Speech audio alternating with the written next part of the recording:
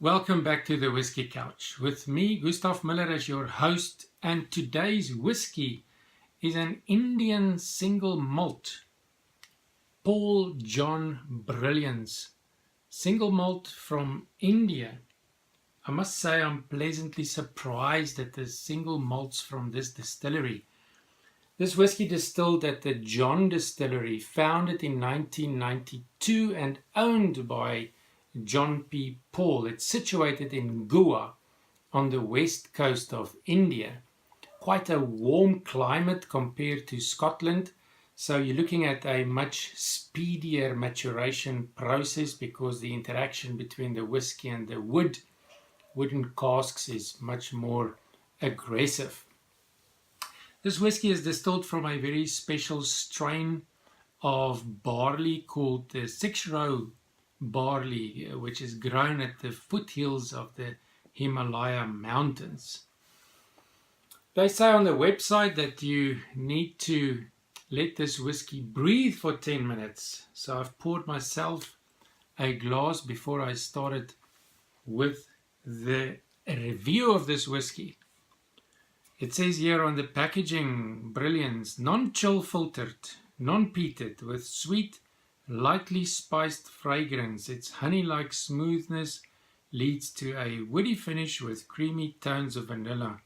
Experience a taste of brilliance. It's got a copper color.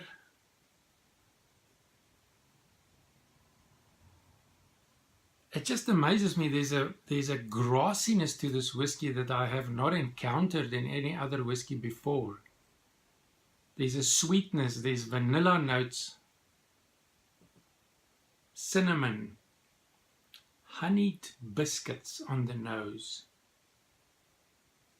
peaches and citrus and toffee. But there's also an earthiness in the background that sort of grounds everything. Quite an engaging nose on this Indian single malt. It's bottled at 46%. And in the most recent Whisky Bible, Jim Murray gave this whiskey a 94.5 out of 100, which makes it a liquid gold whiskey.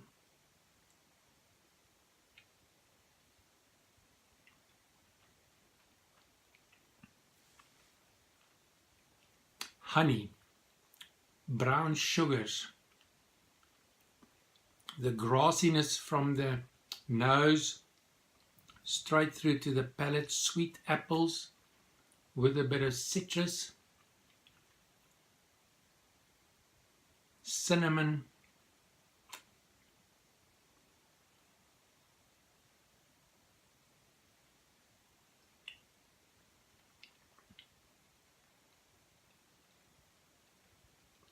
malt, vanilla, and sweet honey.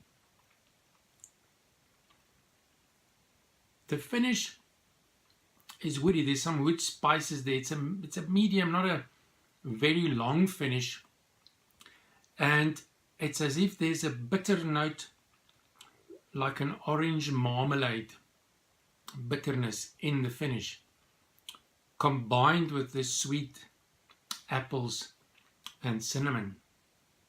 If I add a little bit of water, let's see what happens with this whiskey if I add a bit of water, just a few drops, to see if it opens up the whiskey and if it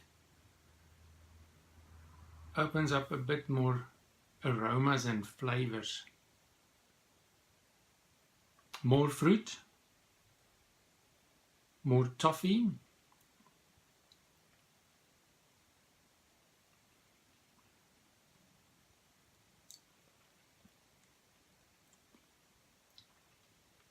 not more flavors really with the water. I don't think I'll recommend adding water, but this is a very good whiskey. I think one needs to take note of India when it comes to good quality whiskey. And I'm also thinking of the Amrut Distillery, which is in Bangalore, about 600 kilometers away from the John Distillery. Cost-wise, it's a bit expensive.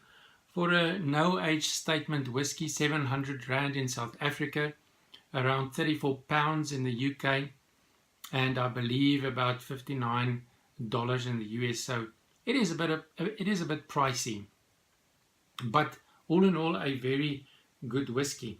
If you want to pair this with a food snack, then the website recommends a fruit mince pie or Indian grilled meat dishes. Personally, I would like to connect with the apple notes and the cinnamon notes. So I've got a fresh piece of apple with a dash of cinnamon. And the way that you do the pairing is you take a sip of whiskey, which I've done to coat your mouth, and then you enjoy the food snack. Don't swallow everything, and right at the end you take another sip of whiskey into that food snack, just to see if the connection happens between the food snack and the whiskey flavors.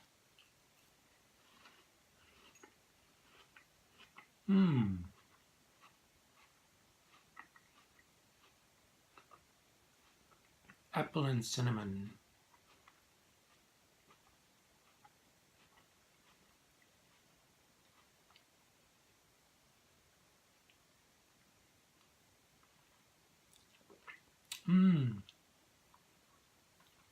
The sweet and the freshness reduces the grassiness and the spiciness in the whiskey.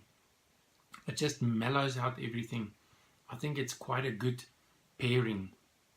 Cinnamon dusted fresh apple with this Paul John Brilliance from India. Thanks for watching. Looking forward to see you again tomorrow, because much more whiskey tasting, pairing and reviews to come. Slàinte.